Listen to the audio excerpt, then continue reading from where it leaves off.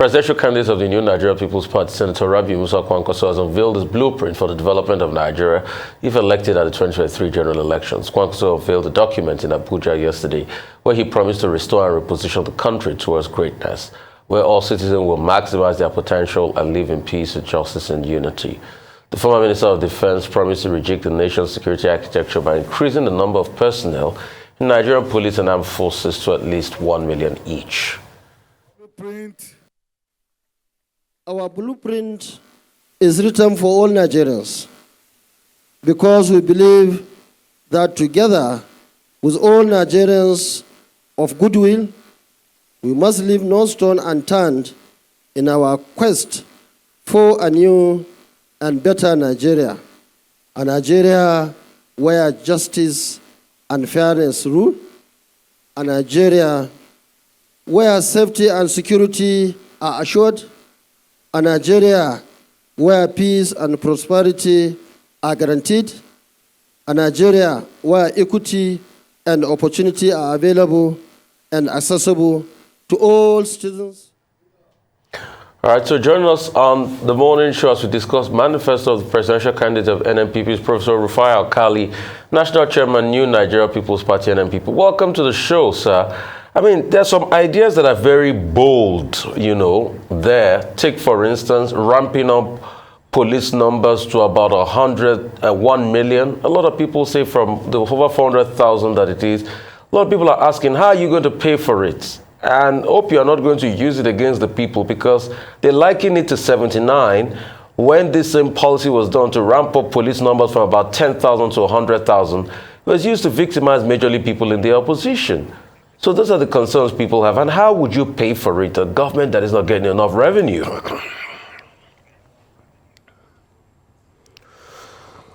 Well, thank you very much and good morning. During my opening remark at the launching of the presidential blueprint here in Abuja on Tuesday, 1st November 2022, I said that day was the day Nigerians have been waiting for. I said that day was the day Africans were also waiting for. That's the day also Africa was waiting for, yes. I said that was the day also the world was waiting for. Why? Because for the first time, they are going to see and hear from Senator Rabi Musa Kwankwaso as the presidential candidate of the NNPP, his vision and mission for Nigeria. And we say this with all sense of responsibility because we believe that in 2023, February next year, when we elect a president of Nigeria, it's not going to be a Nigerian president, which is, of course, the central issue, but it's going to be an African president. And it's going to be an international world leader who will be going around the world, shoulder to shoulder with every president, every prime minister around the world. So the first concern, and I think primarily before we go onto the blueprint, is that their perception of the leader today in this country and around the world is very, very important. In philosophy, perception is no reality. But in everyday Nigerian language today, perception is reality. So here it means that any person who is going to rule this country to bring us out from where we are, the terrible condition we are, must be a person that can be trusted. The person that is diligent. The person that is knowledgeable. The person that is dedicated, the person who has also passed the integrity test in this country. And of course, Sir Rabi Musa Kwankwaso, when he served as governor in Kano State twice, he was able to run a government that was very open and transparent. And why do I say that? In the first place, he inherited some debts from all the previous government before 1999. Before he finished his first term, he made sure he cleared all those debts. He was also able to make sure that he did not leave any piece of debt when he left in 2003. When he went back in 2011, again in 2015, again he met another mounting debt in Kano State. Again he cleared before he left. Indeed, before he left in his final tenure, he left over $40 million in the accounts of the government, which he wanted to do to build an energy infrastructure I did not do, but that money was not squandered. Throughout his tenure, every Wednesday they have a State Executive Council meeting. After the completion of the meeting, the details of those meetings were published the following day in newspaper for people to know the decisions and approvals and contracts that were awarded. So what we are saying here is that today Nigeria has lost faith in the leadership, has also lost hope. So therefore, what you need to do is you have to restore that hope and that faith. And the only way to do it is that to get a leader who is already ready to work. And already he also has opportunity, being a senator, being a minister, he can work with the executive comfortably. He can work with the Senate comfortably in the National Assembly. He can work with every arm of government because everywhere is not new to him. He can work with Governors Forum.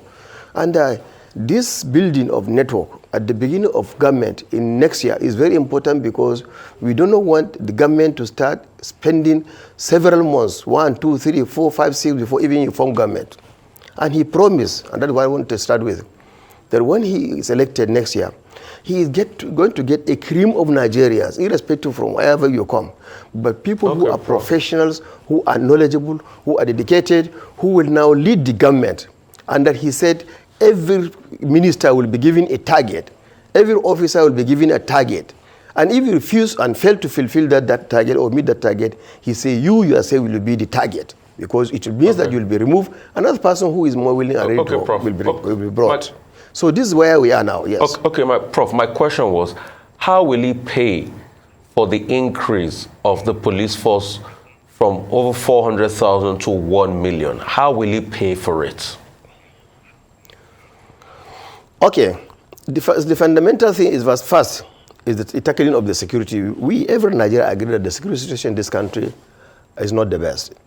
And therefore, there must be a solution. And trying to get a solution, there should be no conflicting. So that in such a way that in solving one problem, you're also going to solve another problem. What the presidential candidate said is that one, Nigeria are now the undermanned in the security sector. Undermanned by a large proportion. And that's why the figure of 1 million for military, 1 million for police was made. The idea is that you have to dominate the environment. You have to have soldiers and police in every corner of this country, so that they'll be performing policing work and the military work, so that the urgent task of bringing this security back to Nigeria should be done. And in doing that also, by the time you are contemplating getting 1 million for police, 1 million for military, you are also solving the problem of unemployment by another level. So the question of how we are going to fund this, yes, hitherto, if you look at the way structures of government are run and how money is used and misused, we believe there is money enough to run this government and run the military forces and police forces and other paramilitary services effectively. It's a question of the will. It's a question of the commitment. It's a question of prioritization. So, because you cannot even talk about addressing the issue of the economy in Nigeria effectively without first addressing the security sector. Side by side, he said, okay, at the beginning, he's going to open the government to everybody, those who are having these fringe organizations who are raising issues, threatening secession, threatening with Terrorist Act, and he said he's going to give everybody a chance. Because it's not the kinetics alone, no. But there must be negotiations, there must be discussions, so that people, the government of Kwankwaso must understand what are the problems.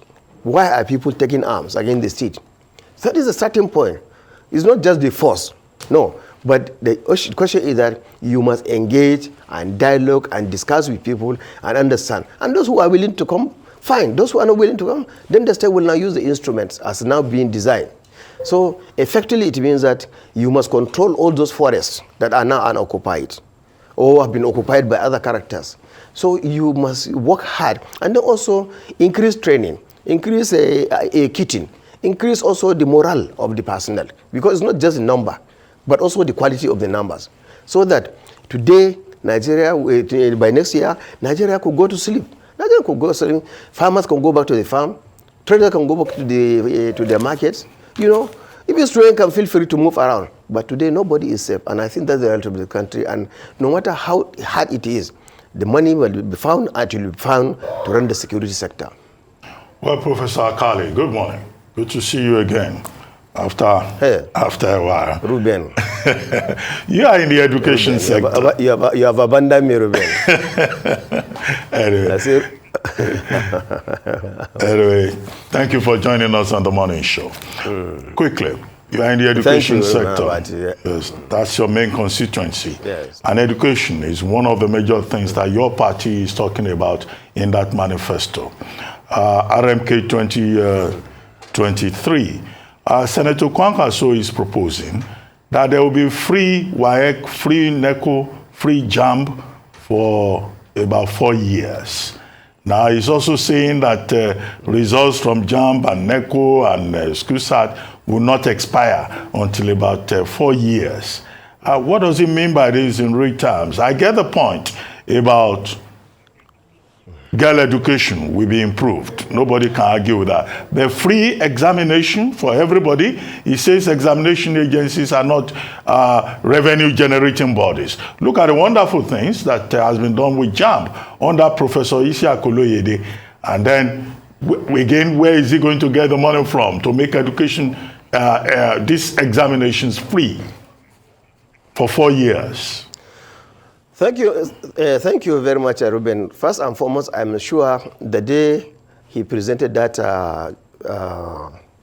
the blueprint to the Nigerians, most of us who have been in the university system or in the school system for all our lives will feel highly elated, because for the first time you find a potential president or a president that is in waiting in our own language, that he don't only understand the problem, appreciate the problem, but he is designing answers and solutions and with deliverable targets. First, it's about the number of children roaming around the street in this country, over 20 million. We used to talk about 10 million, but the figure keeps on increasing because every day a new child is going to enter again the labor market. Most of them, they are not in schools. So he said, first and foremost, if you want to, and it's also part of the security issue, you must mop up this number of children out of the streets. And the best way, he said, one, the National Primary Education Board or commission as is run now, the focus is on books production and distribution.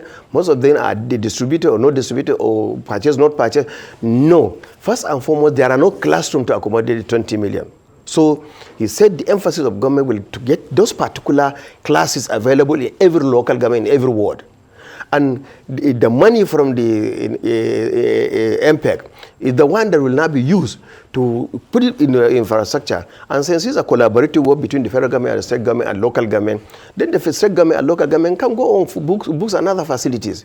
And that in the process, by the time you mop 20 million, running for 4 years, you will reduce the issue of Almajiri, people roaming around and later on transforming or transmuting into criminals. Now, the issue of removal of a payment of payment for JAM, WAEC, NECO, and NAPTIP, and all others is based on the fact that parents today are screaming, are crying, are shouting. A child may do primary school, may do secondary school. Towards the last day during examination, the child will have to drop out. And many of them have dropped out and forever and ever without finishing the school cert. I know one particular principal officer in the National Assembly about a few years ago. He was told that he never had a certificate, and he cried. He said, yes, I didn't have a certificate, but I attended a secondary school. Why? Why is there a certificate? It's because I dropped out during the examination. My parents could not pay. So if you are talking about inclusiveness of carrying, especially women, girl child education, in most part of the country, there is this discrepancy. Children could not go to school, or when they go to school, they could not conclude. And therefore, that is why he said, education is a public good. It's not the commercial enterprise. Yes, it's good for people to collect money. Ishaq Adli in JAM is my friend. I know him. I know he's competent. He's a transparent person. But by reducing that burden, government can remove money from other sectors of the economy, the wastage, the diversions. And he has been part of the National Assembly, he knows. He was a governor, he knows. He was a minister, he knows. He was in part of every organization. So he knows the secret of government. And I can assure you that what he has done in Kano, he wants to replicate it nationwide. Now, the issue of JAM results, At the moment now, JAM, when you do JAM, you may score maybe up to 240, 250, 260. You want to go and do medicine, engineering, or whatever. Sciences is a profession that requires higher marks. After 1 year, if you are not able to get admission, then that result has become wasted. And the money you have paid also has become wasted. So it is double jeopardy for the child. He has not gotten admission, he has lost the money. So next year he will have to sit down again. Maybe he may not be able to get the scores again. Again, he will have to follow this. So it's become like exploitative. I'm sorry to use that word, but that's what it appears. And government should not exploit its citizens.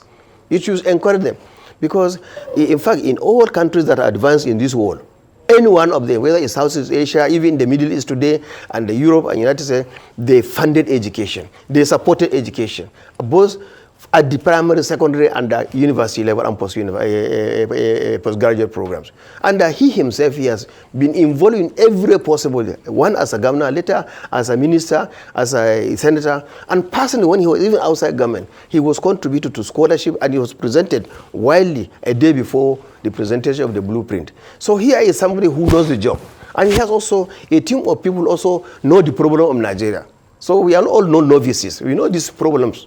So I think the whole issue is that government is going to start from day one with action, and that security and education, and then you go to the economy, and then other sectors of the society. Okay. So what you're saying invariably now is that with this universal education you want to do, the close to 39 billion in remittances we get from JAM, 29 billion we get from JAM will be pulled out of the accounts. So where do we get that money from? And you are not also talking big about how we can re-engineer small businesses and reform, taxation that leads to multiple taxation in the country. He has also mentioned that about the issue of the tax system, about addressing, that is part of the industrial policy, which has been very explained very clearly in the manifesto. So what is happening here is that the most important point is that they go side by side. The security, the education sector, everything go hand in hand because they are all interconnected and interrelated. And the issue of scholarship, of course, he said also tied to the education sector that there are a number of agencies and organizations, nationally, internationally, offering scholarships in Nigeria. But they are all working at a variance to each other, not competing but not complementary with each other. And in the process, the best is not getting, the people in Nigerian children are not getting the best from these scholarships.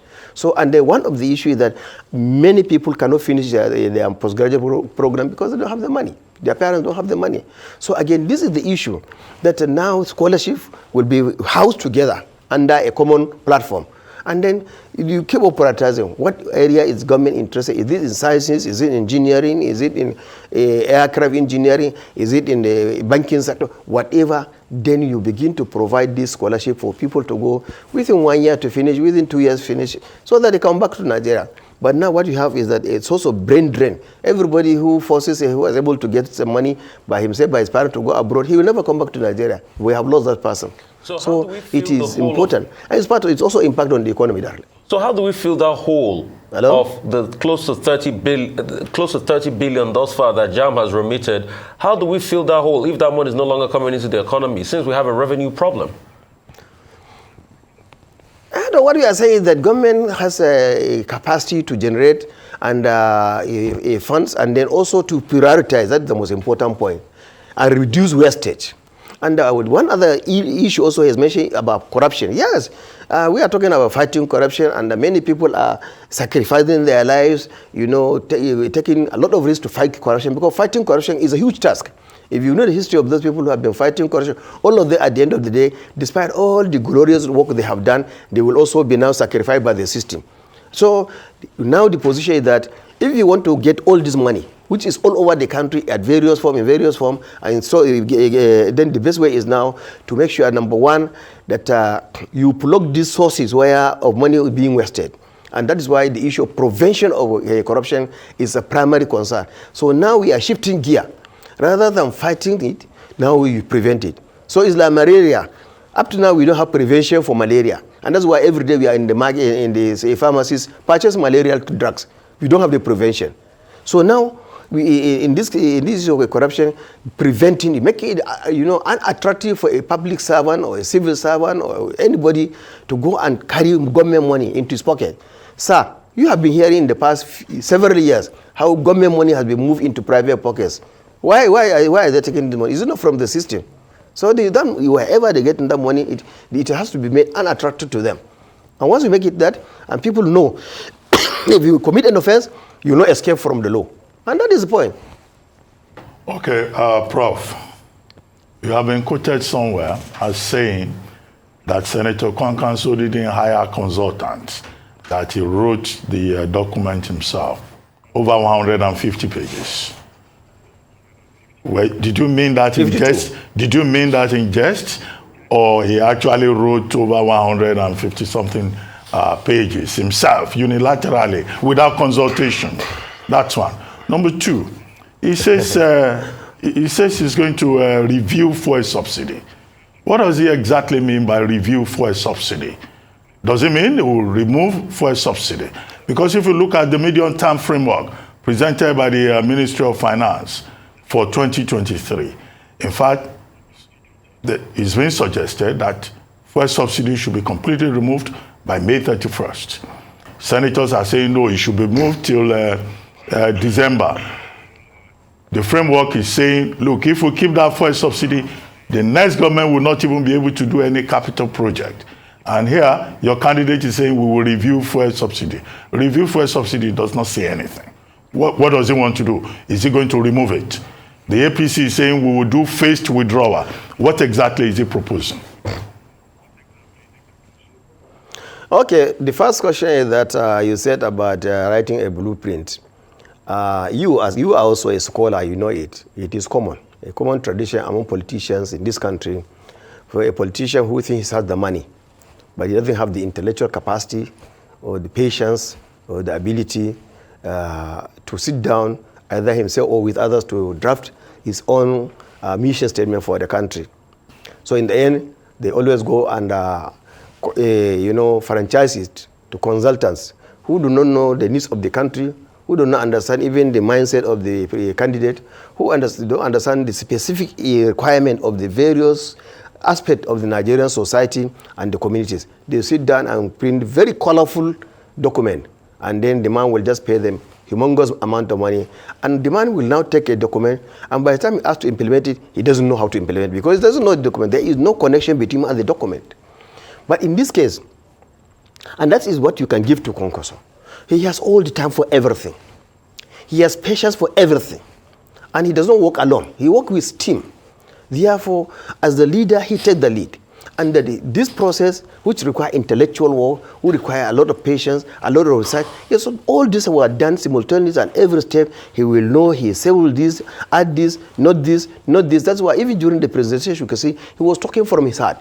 For example, one of the things that is going to be introduced is the community participation and reorientation committees. It's never been done in this country, except in Kano State.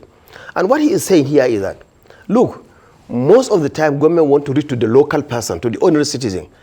There are so many filters at the state level, at the local government. By the time it reaches the world level, everybody is being forgotten. So now what he is saying that one of the to save the money for every facility, and then for him also to make sure that whatever he designed as a policy, whatever government designs as a policy, must be implemented at the lower level. And the only way to that is the community must own the projects. The community must be involved directly in supervising it. And that's why you find that political leaders are involved, traditional leaders are involved, religious leaders are involved, student union leaders, everybody, philanthropists in every community, they are going to constitute committees at the world, local government, state, and national level. And as the government will now transfer funds